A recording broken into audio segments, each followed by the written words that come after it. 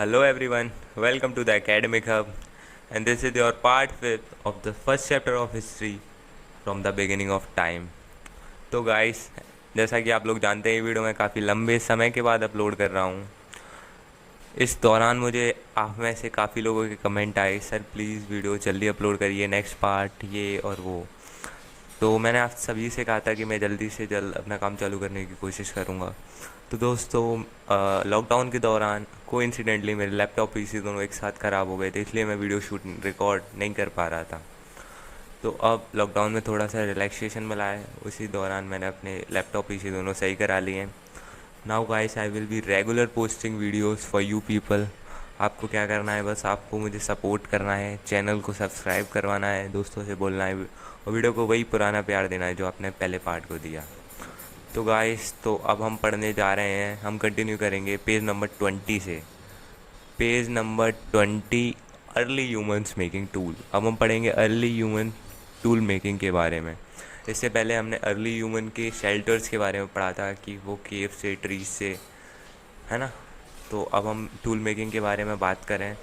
To start with, तो आप लोगों को ये जान लेना ज़रूरी है कि जो टूल मेकिंग है वो सिर्फ ह्यूमन तक लिमिटेड नहीं है। इवन बर्ड्स और चिंपैंजीज भी टूल मेकिंग जानते थे। बर्ड्स टूल बनाती थी टू असिस्ट देयर फीडिंग, मतलब to assist them with feeding. Tools इस प्रकार के बर्ड्स टूल्स में बनाती थी जो उन्हें फीडिंग में असिस्ट करते थे, हाइजीन में और सोशल एनकाउंटर से बचाते थे। वहीं चिंपैंजीज जो थे वो फूड बनाते थे, खाना ढूंढने के लिए, फॉर फॉरेजिंग फॉर फूड्स, ठीक है। साथ ही ह्यूमंस भी टूल बनाते थे। बट दोस्तों, एक चीज़ समझ लेना बेहद ज़रूरी है कि ह्यूमन टूल मेकिंग के ऐसे कुछ फीचर्स थे जो सिर्फ ह्यूमंस तक लिमिटेड थे, जो एप्स को नहीं पता था। यानी ह्यूमन टूल मेकिंग के कुछ ऐसे स्पेशल फीचर्स थे जिनके बारे में एप्स को नहीं पता था। तो हमने चैप्टर में पहले पढ़ा था कि certain anatomical and neurological adaptation has led to the skilled use of hands. कि कुछ एनाटॉमिकल यानी रिलेटेड टू फिजिकल, यानी related to our body, and neurological यानी related to our nervous system, which changes that are related with our brain. तो कुछ ऐसे शारीरिक और न्यूरोलॉजिकल एडेप्टेशंस की वजह से human skill use of hand आ चुका था। ये प्रोबेबली हुआ होगा इम्पॉर्टेंट रोल, किसके इम्पॉर्टेंट रोल से, टूल्स के। दिस प्रोबेबली हैज़ बिकेम और came true due to the important role of tools in human life. ये टूल्स के इम्पॉर्टेंट रोल्स की वजह से ये जो एडेप्टेशंस हुए थे, ये टूल्स के इम्पॉर्टेंट रोल्स की वजह से ही हुए होंगे। साथ ही साथ दोस्तों, एक चीज़ और जान लेना ज़रूरी है कि जिस तरीके से ह्यूमंस टूल्स बनाते हैं वो require greater memory, complex organizational skills, both of which are absent in apes. तो ऊपर आपने पढ़ा था कि कुछ ऐसे फीचर्स थे ह्यूमन टूल मेकिंग के which are only limited to humans, जो जिनके बारे में एप्स को नहीं पता था। तो यहाँ पे उन्हीं कुछ फीचर्स के बारे में बताया गया है, जैसे great memory and complex organizational skills. इनके बारे में एप्स को नहीं पता था। These things are only limited to human beings. ठीक है गाइस, तो जो अर्ली एविडेंसेस मिलते हैं हमें किसके evidences, making and use of stone tools के, स्टोन टूल्स की मेकिंग एंड यूज़ के, वो मिलते हैं आपको यूथोपिया से एंड केन्या से। अंडरलाइन कर लीजिए। और ऐसा माना जाता है कि जो अर्लीस्ट स्टोन टूल मेकर्स थे वो थे ऑस्ट्रेलोपिथिकस। तो अर्लीस्ट स्टोन टूल मेकर्स कौन थे गाइस, वो थे ऑस्ट्रेलोपिथिकस। तो गाइस, यहाँ पे आप लेफ्ट हैंड साइड पे देख सकते हैं, ये कुछ टूल्स दिए गए हैं, अर्ली स्टोन टूल्स दिए गए हैं। ये टूल्स मिले थे ओल्डवाई से, जिसमें एक है चॉपर। ये काफ़ी देखने में काफ़ी अट्रैक्टिव हैं। मैं मजाक नहीं कर रहा, उस ज़माने के हिसाब से ये काफ़ी अट्रैक्टिव लग रहे हैं। चलिए आगे बढ़ते हैं। तो आगे देखते हैं guys. As in the other as in the case of other activity, जैसा कि हम अदर एक्टिविटीज़ में हमें नहीं पता है कि टूल मेकिंग जो थी वो सिर्फ मैन करते थे या वुमेन्स करती थी सिर्फ, या फिर ये दोनों करते थे। तो ऐसा पॉसिबल है कि स्टोन टूल मेकर्स जो थे वो दोनों ही थे, वो मैंस भी थे, वो वुमेन्स भी थे। Womens particular may have made and used tools to obtain food for themselves as well as to sustain their children after weaning। तो वुमेन्स ने पर्टिकुलरली टूल्स का यूज़ किस लिए किया होगा, उन्होंने यूज़ किया होगा tools का to sustain themselves and to sustain their family after weaning। weaning दोस्तों आपको पता होगा, weaning होता है जब कोई छोटा बच्चा होता है, जब वो पहले माँ का दूध पीता है तो उसकी ऐसी आदत, जब वो दूध छोड़ के खाने की तरफ जाता है, खाना खा स्टार्ट करता है, उसे weaning कहते हैं। ठीक है गाइस। अब बात करें 35,000 ईयर्स अगो पहले की, तो जो इम्प्रूवमेंट देखी गई थी एनिमल किलिंग की, ये किसके एविडेंस से, मतलब इनके क्या एविडेंस से, तो इनके एविडेंस से जो नए तरह के टूल्स इमर्ज हुए थे और जो नए तरह के टूल्स अपीयर किए थे, जिसमें एक था स्पीयर थ्रोअर, ठीक है, दूसरा था बो एंड एरो। ये जो दो टाइप के नए टूल्स अपीयर किए थे, ये एविडेंस है कि 35,000 साल पहले एनिमल किलिंग टेक्निक भी इम्प्रूव करी थी।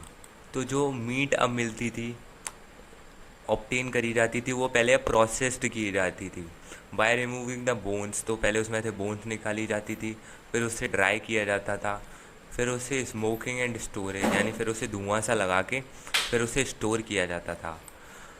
दस food could be obtain for later consumption. इस तरीके से वो फूड को लेटर कंजप्शन के लिए भी स्टोर करना सीख चुके थे। अर्ली मैंस की बात कर रहे हैं हम। तो इसके अलावा कुछ और चेंजेस थे, जैसे टैपिंग ऑफ फरबियर एनिमल्स। जो फरबियर एनिमल्स होते थे, जैसे आप समझ सकते हैं फॉक्स भी एक फरबियर एनिमल है, एक स्पेशल प्रकार की फॉक्स आती है। मुझे स्पेसिफिकली उसके बारे में कुछ ज़्यादा पता नहीं, मैं बता सकता हूँ कि वो भी एक फरबियर एनिमल है। तो जो अर्ली ह्यूमंस किया करते थे, उनमें कुछ और चेंजेस आए थे, जैसे वो फर बियरिंग एनिमल्स के फ़र को निकाल के, उनकी खाल को निकाल के रखते थे, वो उन्हें यूज़ करते थे एज क्लोज। इसके साथ ही साथ इन्वेंट हो गई थी स्विंग निडल। स्विंग निडल से वो लोग क्या करते थे भाई, सिलते ही होंगे, स्विंग निडल से क्या करेंगे। तो जो अर्ली एविडेंस मिलते हैं हमें सीन क्लोज के, वो आते हैं अबाउट 35,000 ईयर्स अगो पहले। इसके अलावा एक और नई चीज़ जो थी, वो थी introduction of the punch blade technique.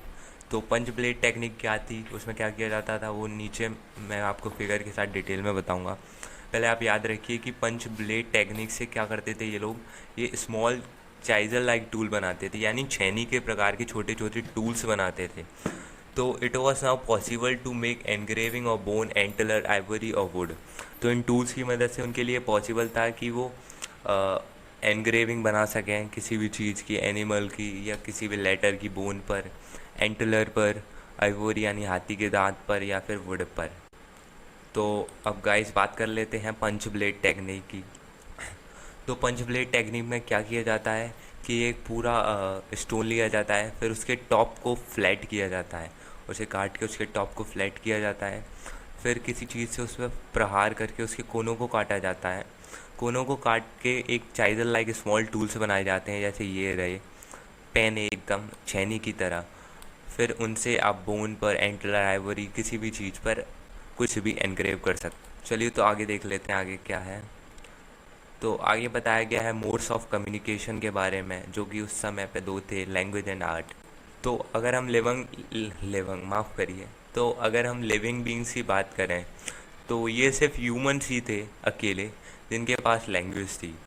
तो इस लैंग्वेज के डेवलप होने के पीछे काफ़ी व्यूज़ हैं। There are different views on how language developed. तो चलिए उन्हें देख लेते हैं एक। तो पहला व्यू कहता है कि होमिनिड लैंग्वेज जो थी वो शुरुआत में इवॉल्व करती थी सिर्फ जेस्चर और हैंड मूवमेंट को, यानी वो सिर्फ इशारों से ही अपनी बात एक दूसरे तक कन्वे कर पाते थे। फिर क्या हुआ, जो स्पोकन लैंग्वेज थी वो मतलब दूसरा व्यू कहता है कि जो स्पोकन लैंग्वेज थी उससे पहले यानी वो प्रिसीड करी जाती थी by vocal and non verbal communication such as singing और हमिंग। तो दूसरा व्यू कहता था कि जो स्पोकन लैंग्वेज थी वो प्रिसीड करी जाती थी by vocal and non verbal communication such as singing और हमिंग। तो दूसरे व्यू के अनुसार कि स्पोकन लैंग्वेज से पहले भी किसी प्रकार के कम्युनिकेशन मेथड थे, वो थे सिंगिंग और हमिंग। यानी स्पोकन लैंग्वेज से पहले लोग एक दूसरे तक अपनी बातें सिंगिंग और हमिंग के फॉर्म में पहुंचाया करते थे। तो तीसरा व्यू जो क्या कहता था दोस्तों, तीसरा व्यू कहता था कि जो ह्यूमन स्पीच है वो प्रोबेबली बिगिन करी होगी सेम उसी प्रकार जिस प्रकार पिरामिड्स में कम्युनिकेशन मेथड शुरू हुए थे। तो तीसरे व्यू के अनुसार ह्यूमंस ने initially small number of speeches को जानते होंगे, जैसे थोड़ी बहुत उन्हें स्पीच या फिर वोकल नॉइजेस के बारे में पता होगा। ग्रेजुअली ये डेवलप्ड कर गई लैंग्वेज में, ग्रेजुअली उन्होंने उन नॉइजेस को एक कंबाइंड फॉर्म में भाषा यानी लैंग्वेज का रूप दे दिया। तो अब दोस्तों आपके दिमाग में क्वेश्चन आता होगा कि when did spoken language emerge, यानी ये स्पोकन लैंग्वेज कब इमर्ज करी। तो तो ऐसा सजेस्ट किया जाता है कि होमो हैबिलिस के ब्रेन में ऐसे कुछ फीचर्स थे, होमो हैबिलिस के पास ऐसे कुछ फीचर्स थे जिनकी मदद से उनके लिए पॉसिबल हो पाया टू स्पीक, यानी उनके लिए बोलना पॉसिबल हो पाया उन फीचर्स की। तो इसी कारणवश लैंग्वेज जो थी वो डेवलप्ड करी होगी as early as 2 million years ago. तो आप इस लाइन को अंडरलाइन कर लीजिए कि लैंग्वेज में have developed as early as 2 million years ago. तो अब बात करें हम इवोल्यूशन ऑफ वोकल ट्रैक्ट्स की, यानी लैंग्वेज तो तब डेवलप्ड कर गई, लेकिन जो अब हम जो लैंग्वेज बोलते हैं थोड़ी थोड़ी उससे मिलती जुलती लैंग्वेज कब इवॉल्व करी। तो ये जो लैंग्वेज थी ये इवॉल्व करी हमारी तकरीबन 200,000 ईयर्स अगो। ठीक है, तो ये भी इक्वली इम्पोर्टेंट है। The evolution of vocal tract is equally important as की लैंग्वेज का इवॉल्व करी। तो आप लोग इसे भी अंडरलाइन करके रखिए। तो जो एवोल्यूशन है वोकल ट्रैक का, ये मोर स्पेसिफिकली एसोसिएट करता है मॉडर्न ह्यूमन से। तो दोस्तों तीसरा सजेशन क्या आता है कि जो लैंग्वेज जो थी वो डेवलप्ड करी सेम टाइम पर आर्ट्स के साथ, यानी आर्ट और लैंग्वेज दोनों एक समय पर डेवलप्ड, जो समय था 40,000 से 35,000 ईयर्स अगो के बीच में। ठीक है दोस्तों, तो जो डेवलपमेंट माना जाता है स्पोकन लैंग्वेज का वो मोर क्लोजली लिंक माना जाता है आर्ट के साथ, क्योंकि ये दोनों ही एक मीडिया फॉर कम्युनिकेशन थे, यानी अब भी हैं। तो इसके बाद आता है केव पेंटिंग है अल्तामीरा। तो ये ब्लू बॉक्स है, अभी फ़िलहाल के लिए आप इसे छोड़ सकते हैं। तो मेरे ख्याल से इस वीडियो में इतना ही रखते हैं। आगे की बात मैं नेक्स्ट वीडियो से कंटिन्यू करूँगा, और शायद इसके बाद एक पार्ट और बनेगा टैक्स से रिलेटेड। उसके बाद मैं पैसेज बेस्ड क्वेश्चंस करा दूंगा आपको ये ब्लू बॉक्स से सारे पढ़ा के। तो 2 पार्ट तो कंफर्म है आना अभी इस चैप्टर से रिलेटेड। इसके अलावा मैं सोच रहा था अगर तीसरा पार्ट भी अगर मैं डालूँ नोट से रिलेटेड, पहले चैप्टर के नोट से रिलेटेड, अगर आप लोग चाहते हैं कि मैं डालूँ तीसरा पार्ट तो आप लोग मुझे कमेंट सेक्शन में ज़रूर कमेंट करके बताइएगा। ठीक है दोस्तों, तो मिलता हूँ आपसे नेक्स्ट पार्ट में। तब तक के लिए गुड बाय, थैंक यू। और हाँ, जाते जाते इस वीडियो को लाइक करिए, चैनल को सब्सक्राइब करिए, और इस वीडियो पर भी मैं टारगेट रखता हूँ फ़िलहाल 500 व्यूज़ का। ठीक है दोस्तों, गुड बाय।